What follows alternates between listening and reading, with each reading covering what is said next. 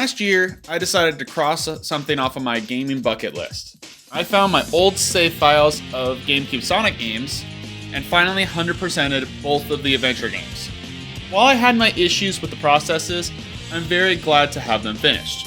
While I was looking through, though, I also saw my old Sonic Heroes save file from 2013, and this one hit me a little odd. I genuinely haven't played Heroes since I was first attempting to finish all the emblems back in 2013, with the exception of the soundtrack never leaving my head. This game's soundtrack fucking rocks, and I genuinely think it holds up as among the best in the series. Probably second to Frontiers now in terms of original soundtracks. I never get sick of listening to it. Shit has me going like...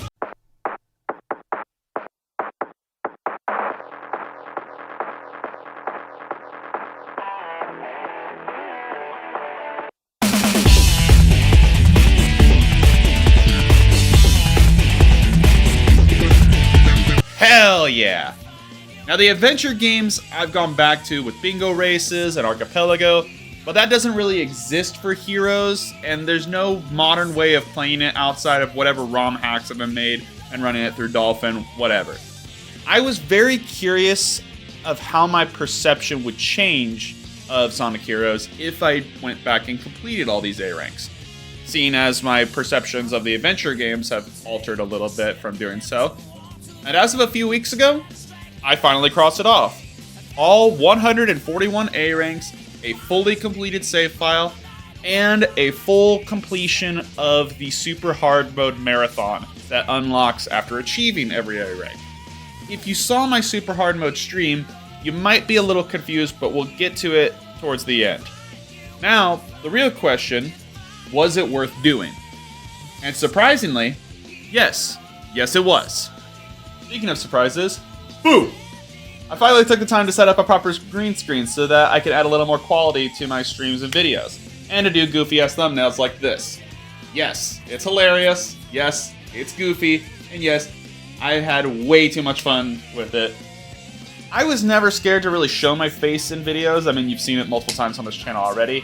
I just hate having a messy background for something like this while I'm trying to make something of real quality.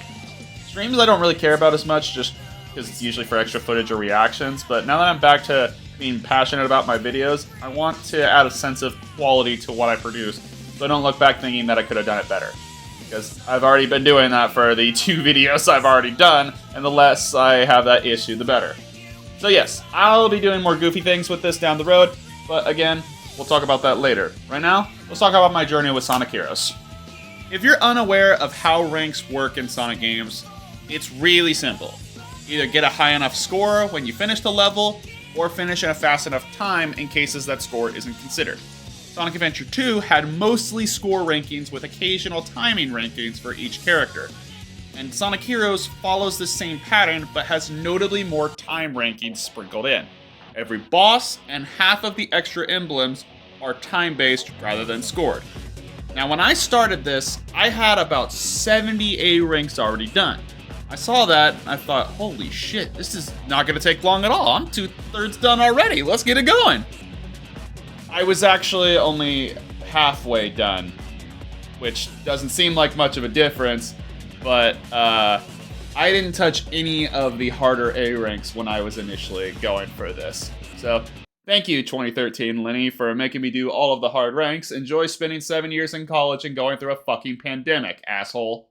So I had about 70 A ranks left, and knew that if I marathoned them like the adventure games, I'd probably get really quick burnout. Solution? Do about 2 or 3 A ranks every day while I use the cardio bike.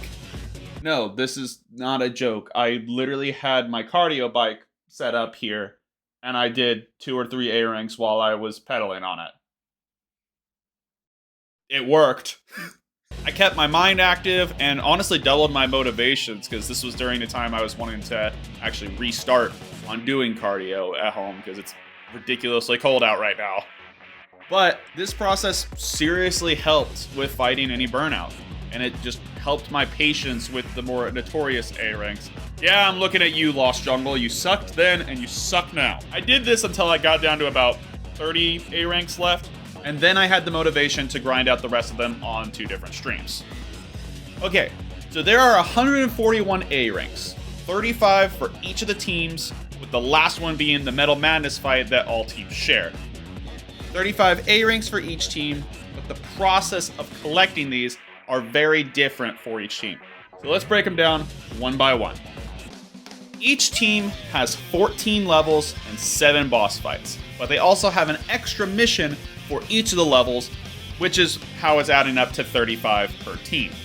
Thankfully, the first A rank for every level is always the classic score-based system, and every boss is just a time attack. Now that sounds simpler than it actually is, because every team has a different version of all 14 levels, and the extra missions are a play on that team's specific version of said level. For those of you unaware, Team Sonic is considered the normal mode for each level. Team Dark is the hard mode, meaning that they have more enemies, tougher obstacles, or just a longer stage. Team Rose is the easy mode, and that's just a direct opposite of Team Dark. They have easier enemies, shorter stages, you get the gist. And Team Chaotix are the selective assholes. We'll get to them. Starting with Team Sonic, they have pretty simple A rank routings on the regular levels.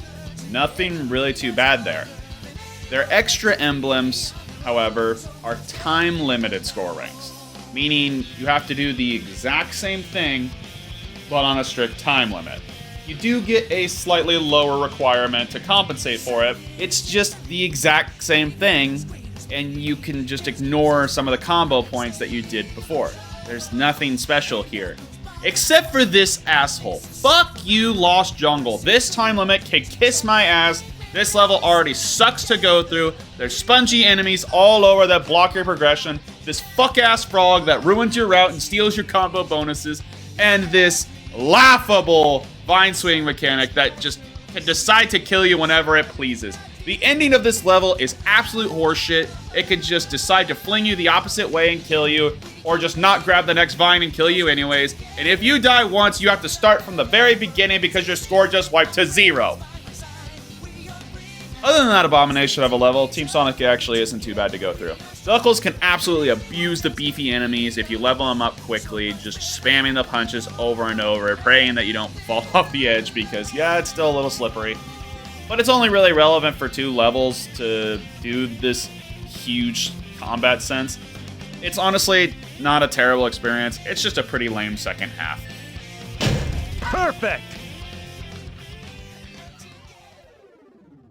Damn, for being the hard mode of levels, these were surprisingly fun to play.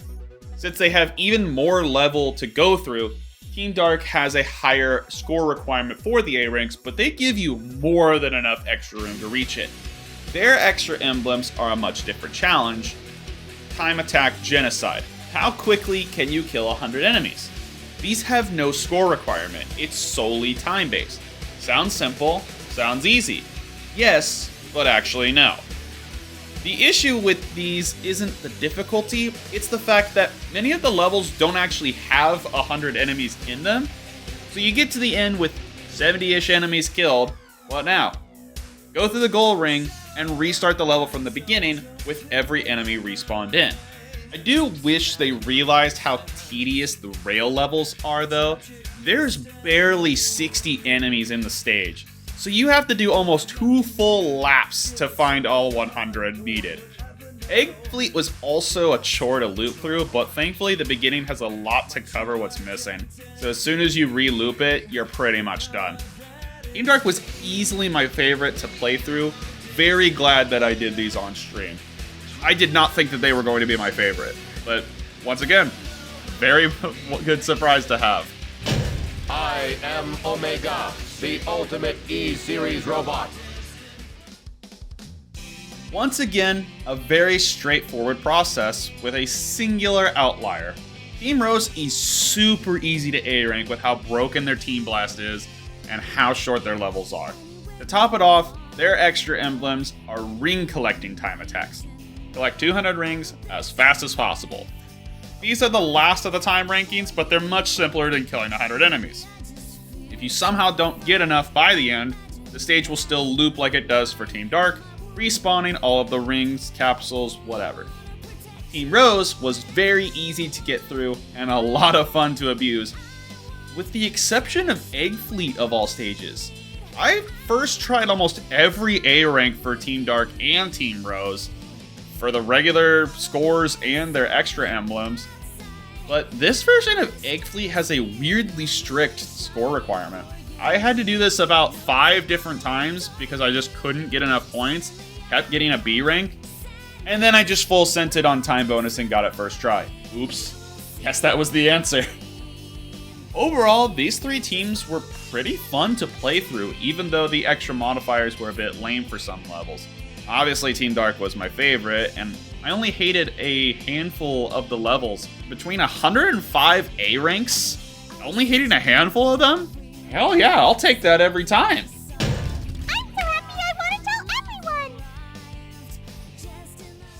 You assholes, on the other hand, we got beef. I went through so many routes trying to memorize where these collectibles are, got you all done in a decent enough time frame, only to realize I didn't record a single fucking second of it, so I had to go through the ones I hated again just so I could show them off. Yes, it's my own fault, but fuck you anyways.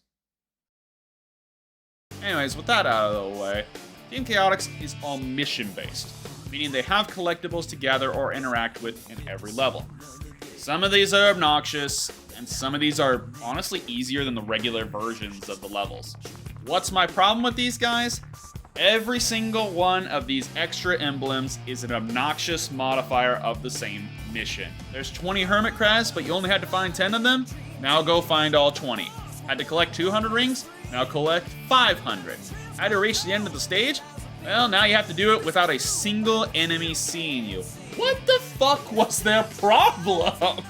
These are just extra modifiers for the sake of being difficult. The exact thing that I hate seeing in games. Just let it be hard. Don't put a bullshit modifier on it. On the bright side, some of these levels are actually really fun to route out. But if you want my honest opinion, just have a guide for these and save yourself the time of looking. It is satisfying to complete it on your own, but the time save is so worth it because these levels can take like 20 minutes to route out on your own.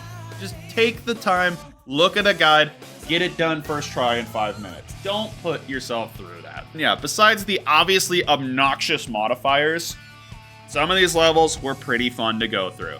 I didn't really hate the Chaotix, it's just some of these very specific missions are like really fucked up. Like, why did they do that? This fuck-ass hermit crab that you can't see. Why did they do this? But yeah, playing through the ones where you had to not get detected by any enemy did have a lot of really cool routings that you could do using SBO's invisibility. I had a love-hate relationship with these guys, but I'm not going to bitch too much about it more than I already did.